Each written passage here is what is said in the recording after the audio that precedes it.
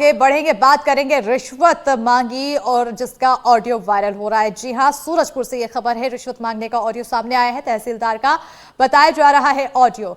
1 लाख से ज्यादा रिश्वत मांगने की बात यहां पर कही गई तो पीड़ित ने कलेक्टर जनदर्शन में शिकायत की है। जमीन विवाद मामले में रिश्वत मांगने का आरोप है। कोरिया जिले में पदस्थ है आरोपी संजय राठौर। एनडीटीवी नहीं करता इस ऑडियो की पुष्टि। बड़ी जानकारी आपको बता रहे हैं सूरजपुर से, जहां पर रिश्वत मांगने का ऑडियो सामने आया है और बताया जा रहा है कि ये ऑडियो तहसीलदार का है, जिसमें 1 लाख से ज्यादा रिश्वत मांगने की बात कही गई है। पीड़ित ने कलेक्टर जनदर्शन में शिकायत दर्ज कराई है। उधर जमीन विवाद मामले में रिश्वत मांगने का आरोप है। कोरिया जिले में पदस्थ है आरोपी संजय राठौर।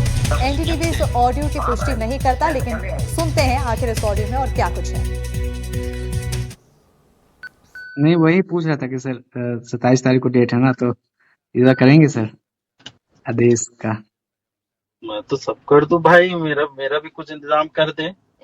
हाँ, मैं कर दे रहा हूँ सर। सर बताऊं दिक्कत क्या हो रहा है? हाँ। सर मैं पापा से बात किया था, तो पापा बोल रहे हैं कि थोड़ा वो ज्यादा हो जा रहा है, 1 तक कर देंगे सर। क्या छोड़ा, उतना करवा देगा तो क्या हो जाएगा। सर मैं ये आप इतना भी क्या कंजूसी मानना तुम लोगों को। हाँ? थोड़ा सा समझ जाइए सर। कंजूसी नहीं मार रहा हूँ सर, क्या है ना कि सर थोड़ा सा पापा से भी डिस्कशन करना जरूरी रहता है ना। तो मैं कहाँ वो मना कर रहा हूँ। 1 लाख तक मैं उसको 1 कर देता, क्या बोलते हैं? चल अपन बात करेंगे, मैं अभी घर आ गया हूँ, ठीक है ना। हाँ अपन पर्सनल बैठ के बात कर लेंगे, परेशान मत हो, ठीक है। हाँ, ठीक है सर, ठीक है। हाँ।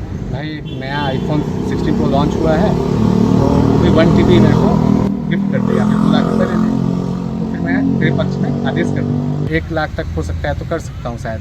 इसके बाद उन्होंने क्या किया कि एक दिन वो आए थे सूरजपुर कोर्ट के काम से, तो मुझे फ़ोन किया और बोले कि आप मतलब कि जल्दी से मेरे को एकदम अर्जेंसी है, पैसों की ज़रूरत है, वकील को पैसे देने हैं, तो एक काम करना, लेके आ कोर्ट के पास। 50,000 रुपये मैंने उनके हाथ में दिया।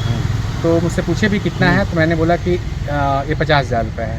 तो बोले कि 1 लाख पे बात हुई थी, आप 50,000 रुपये दे रहे हो। जैसा कि मुझे जानकारी है, सौरभ प्रताप सिंह निवासी इंदरपुर के द्वारा एक शिकायत प्रस्तुत की गई है और उनके द्वारा प्राप्त शिकायत के ऊपर नियमानुसार जांच की जाएगी और जांच करके प्राप्त तथ्यों के अनुसार अगली कार्रवाई की जाएगी।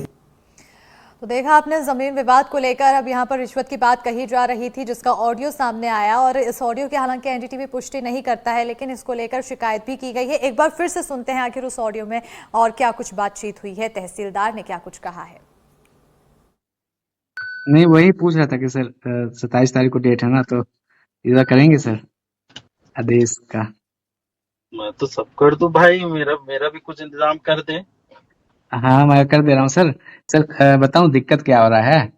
हाँ? सर मैं पापा से बात किया था, तो पापा बोल रहे हैं कि थोड़ा वो ज्यादा हो जा रहा है, 1 तक कर देंगे सर। क्या छोड़ा, उतना करवा देगा तो क्या हो जाएगा। सर मैं ये आप इतना भी क्या कंजूसी मानना तुम लोगों को। हाँ? थोड़ा सा समझ जाइए सर। कंजूसी नहीं मार रहा हूँ सर, क्या है ना कि सर थोड़ा सा पापा से भी डिस्कशन करना जरूरी रहता है ना। तो मैं कहाँ वो मना कर रहा हूँ। 1 लाख तक मैं उसको 1 कर देता, क्या बोलते हैं? चल अपन बात करेंगे, मैं अभी घर आ गया हूँ, ठीक है ना। हाँ। अपन पर्सनल बैठ के बात कर लेंगे, परेशान। और इसी पर ज्यादा जानकारी के साथ हमारे सहयोगी इमाम हसन जुड़ चुके हैं। सीधा रुख करेंगे हमारे सहयोगी के और इमाम, साफ तौर पर ऑडियो में कह रहे हैं तहसीलदार की तरफ से कि आखिर इतनी भी क्या कंजूसी, मेरे बारे में भी सोचो। आखिर कार्रवाई कहां तक पहुंची है, क्या इस ऑडियो की पुष्टि हो पाई है? जी देखिए, ये पूरा मामला तत्कालीन तहसीलदार हैं जो भैया थान में पदस्थ हैं, ये उनसे ही जुड़ा मामला है। हालांकि तहसीलदार हमेशा से विवादों में रहे हैं और इससे पहले वो जो एक जीवित महिला को मृत बताकर उन्होंने उसकी जमीन का स्थानांतरण कर दिया था, जिसके बाद उनका निलंबन हुआ था और अब वो कोरिया जिले में पदस्थ हैं। ये मामला लगभग 2017 से चला आ रहा है। 2017 में एक पीड़ित व्यक्ति ने इंदरपुर में एक जमीन खरीदी थी लगभग 1 एकड़ की, और जब जमीन को खरीद ली उसके बाद जिससे उसने जमीन खरीदी थी उसी ने उस जमीन पर कब्जा करने लगा। तब ये बेदखली को लेकर इसने जो ओरगीगढ़ तहसील है वहां पर एक आवेदन लगाया था, लेकिन जो संजय राठौर है उन्होंने कहा कि उस कागज को तुम मेरे पास लगा दो, क्योंकि उस समय वो भैया थान में पदस्थ थे। बोले कि भैया लटोरी के लोग सुस्त हैं, आप एसडीएम से एक आवेदन लगाओ और उस पूरे प्रकरण को मेरे पास ले आओ।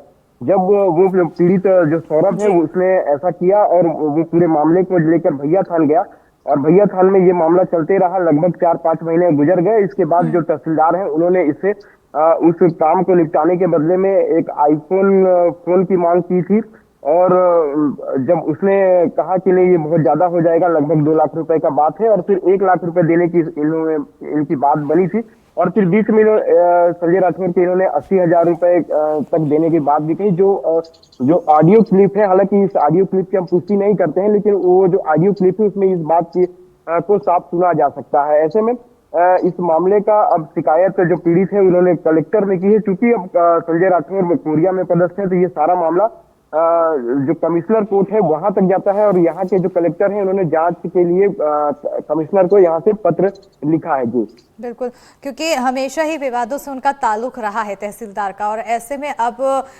कार्रवाई आखिर कहाँ तक बैठी है? क्या उनकी तरफ से भी कुछ बयान सामने आया है? जी, चूंकि ऑडियो सामने आ चुके हैं और इस लिहाज से अब संजय राठौर चूंकि कोरिया जिले में है तो उनकी तरफ से कोई बयान तो नहीं आया है, लेकिन यहाँ के जो कलेक्टर हैं या संयुक्त कलेक्टर की बात कह लें, उन्होंने जांच कर कार्रवाई की, इसमें बात कही है। वहीं पीड़ित का यह भी आरोप है कि उसने जो यहाँ अभी संजय राठौर ने भैया थान में जो अभी जो वर्तमान में तहसीलदार पदस्थ है श्री नारायण राठिया, उनको फोन कर उस प्रकरण को सुलझाने की बात कही है, ये पीड़ित का आरोप है। और जब ये पीड़ित श्री नारायण राठिया के पास जाते हैं तो जब श्री नारायण राठिया के जो साथ एक पुलिसकर्मी रहते हैं उन्होंने इनसे 1 लाख रुपए की इस प्रकरण को निपटाने के लिए मांग की थी, लेकिन जब इन्होंने कहा कि मैं ये पैसा तो संजय राठौर को दे चुका हूं, तो उन्होंने कहा कि नहीं यहाँ पर भी देना पड़ेगा, और ऐसा कह के वो 1-2-4 दिन ये प्रकरण चलता रहा और पैसों की मांग लगातार होते रही।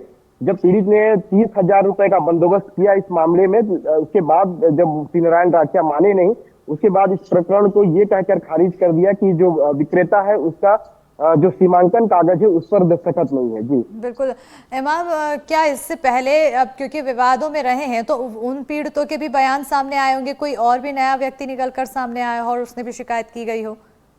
जी, इससे पहले ही हमने एनडीटीवी पर ही जो मृत महिला को जीवित महिला को मृत बताकर जो उसके जमीन की नामांतरण दूसरे के नाम से कर दी थी, उस खबर को पूरे प्रमुखता से दिखाया था। उसी मामले में संजय राठौर की निलंबन की कार्रवाई भी इस मामले में हुई थी और गाहे बगाहे जब यहाँ से इनका ट्रांसफर हो चुका है तो लगातार पीड़ित यहाँ पर आते हैं और जनदर्शन में इनके नाम की शिकायत करते रहते हैं कि जमीन का फर्जीवाड़ा इनके रहते हुए कई जमीन के फर्जीवाड़े इनके द्वारा किया गया है। जी बिल्कुल, बहुत शुक्रिया इमाम तमाम जानकारी देने के लिए। तो अब देखना होगा कि आखिर आगे क्या कुछ कार्रवाई होती है और क्या अब खौफ इस कार्रवाई के साथ ही अन्य तहसीलदारों पर भी पनपेगा, ये भी देखने वाली बात। खबरों में आगे